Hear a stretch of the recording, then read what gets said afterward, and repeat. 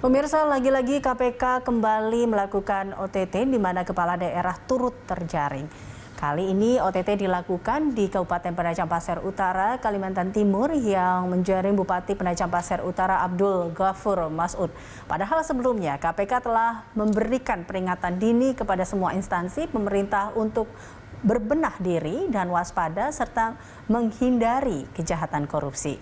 Sebab survei penilaian integritas atau SPI menunjukkan bahwa korupsi kini telah terjadi di semua instansi pemerintah. Pemirsa, untuk memperbincangkan hal ini, kini kita telah terhubung bersama Ketua KPK Firly Bahuri. Terima kasih Pak Firly telah bergabung bersama kami. Pak Firly, ini sebenarnya cukup menyedihkan karena baru saja sebelumnya kita tahu salah satu pemimpin daerah juga ditangkap, OTT juga terkait dengan hal korupsi juga, barang dan jasa. Nah, kali ini lagi-lagi Bupati tertangkap tangan. Ini boleh terkait dengan hal ini, apakah benar Pak KPK telah menangkap Bupati Penajam Pasir Utara siang hari ini? Iya. Yang pertama adalah kami mengucapkan terima kasih kepada seluruh rakyat Indonesia dimanapun berada. Karena pemberantasan korupsi itu tentu berkat dukungan seluruh masyarakat. Kalau kita melihat dari tadi sempat disinggung hasil survei penilaian integritas, memang di dalam rencana pembangunan jangka menengah nasional disebutkan target kita itu di angka 70. Sesungguhnya kita sudah mencapai angka di 72,5 secara nasional.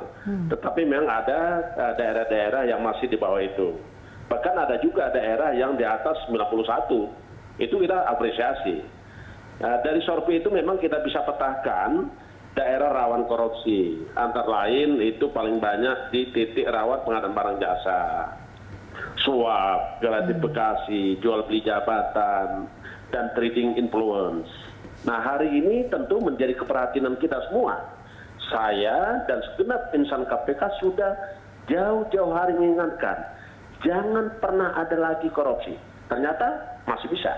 Dan malam tadi kita lakukan penangkapan terhadap salah satu kepala daerah di wilayah Kalimantan Timur, tepatnya Bupati Penajam Pasir Utara. Nah, itu kita lakukan karena memang setelah kita cukup bukti, kita meyakini bahwa telah terjadi suatu korupsi yang dilakukan oleh seorang kepala daerah Bupati Penajam Pasir Utara. Saya kira itu, Mbak. Baik, ini boleh diceritakan kemarin terkait dengan, berarti adakah informasi dari masyarakat sebelumnya atau turut serta masyarakat terkait dengan adanya info ada korupsi di Penajam Pasir Utara kah, sehingga akhirnya itu yang informasi dilakukan oleh informasi itu akhirnya ditanggapi oleh KPK hingga dilakukannya OTT ini kah, Pak Firly? Ya, sekali lagi saya ingin katakan bahwa pemberantasan korupsi ini tidak bisa dilakukan oleh hanya satu lembaga ataupun satu orang. Tetapi pemberantasan korupsi itu harus dilakukan secara bersama-sama dengan segenap masyarakat, dengan segenap kamar-kamar kekuasaan. Baik itu legislatif harus bekerja keras supaya tidak terjadi korupsi. Kamar kekuasaan eksekutif tidak boleh ada korupsi. Kamar kekuasaan yudikatif tidak boleh ada korupsi. Kamar-kamar kekuasaan di partai politik dan di segenap dan lapisan itu tidak boleh ada korupsi.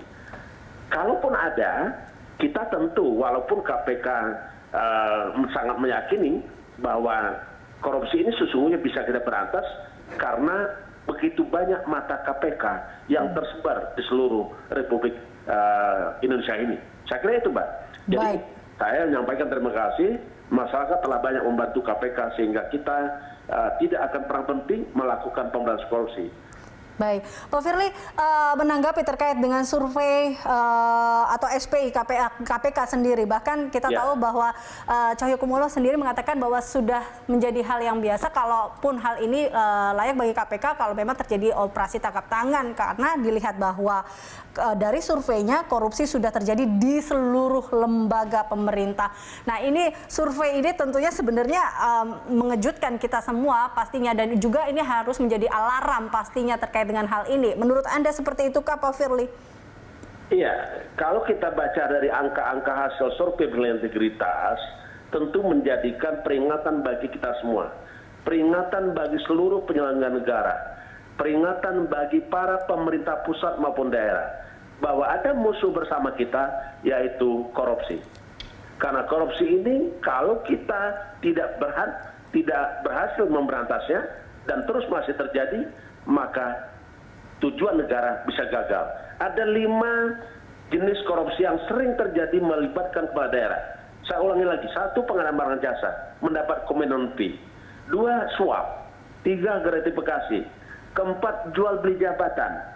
Yang kelima masih sering terjadi trading influence dengan menggunakan kekuasaan yang dimiliki oleh para penyelenggara negara.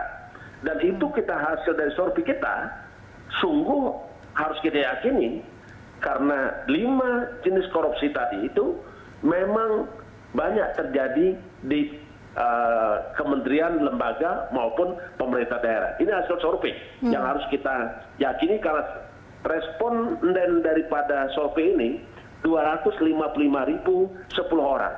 Yang kita survei 98 kementerian lembaga, 34 provinsi, dan 508 kabupaten kota. Jadi survei ini adalah survei yang paling kompleks yang kita ingin memetakan resiko korupsi itu berada di mana sehingga kita bisa melakukan langkah-langkah strategis menghentikan pemberantasan korupsi harus berlanjut, kita harus hentikan praktek-praktek korupsi.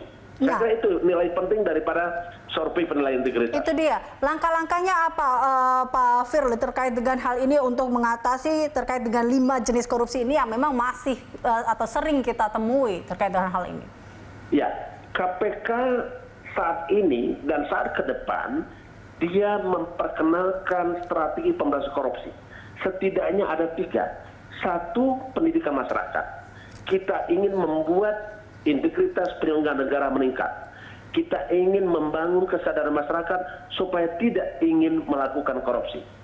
Yang berikutnya kita lakukan upaya pencegahan dengan cara perbaikan sistem. Karena sesungguhnya sistem yang baik maka tidak akan pernah terjadi korupsi. Sistem yang baik akan menutup celah dan peluang terjadi korupsi. Dan orang tidak bisa melakukan korupsi. Yang terakhir, kita tetap melakukan penindakan secara tegas, proporsional, akuntabel, transparan, dan tentu demi kepastian hukum dan keadilan dengan tetap menjunjung tinggi hak asasi manusia. 3 strategi ini yang kita kembangkan. Dan kita hari ini dan ke depan kita membangun yaitu orkestrasi pemberantasan korupsi dengan melibatkan semua kamar-kamar kekuasaan, dengan melibatkan jejaring pendidikan, dengan melibatkan partai politik, politisi, dan seluruh penyelenggara negara termasuk para pelaku ekonomi, usaha, badan usaha negara, badan usaha milik daerah maupun swasta. Saya kira kalau kita bersatu padu membangun budaya anti korupsi, memberantas korupsi, maka Indonesia bebas korupsi bukan hanya sekedar mimpi, tapi itu adalah bukti Indonesia bisa mewujudkan tujuan nasionalnya. Saya kira gitu Mbak Alisa. Ya, Pak Firly, tadi dalam 3 strategi salah satunya yang memang harus diubah adalah salah satunya adalah sistem. Nah, ini kalau kita berbicara sistem, berarti ini juga sebuah regulasi ada di dalam hal itu. Nah, apakah regulasi saat ini Anda rasakan masih cukup bisa memberi ruang atau celahkah hingga akhirnya korupsi ini masih terus terjadi, terutama di 5 sektor ini atau 5 jenis korupsi ini? Ya, kita tidak berhenti dengan dari 1 titik upaya korupsi, atau upaya pemberantasan korupsi. Tetapi kita akan terus melakukan sempurnaan.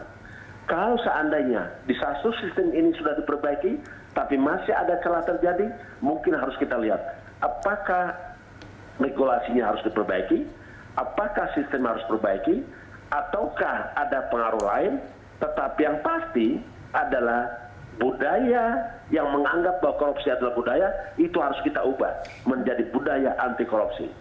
Kalau budaya anti korupsi ini sudah terbangun menjadi peradaban, itulah yang harus kita kembangkan terus-menerus sehingga semua anak bangsa tidak ingin melakukan korupsi.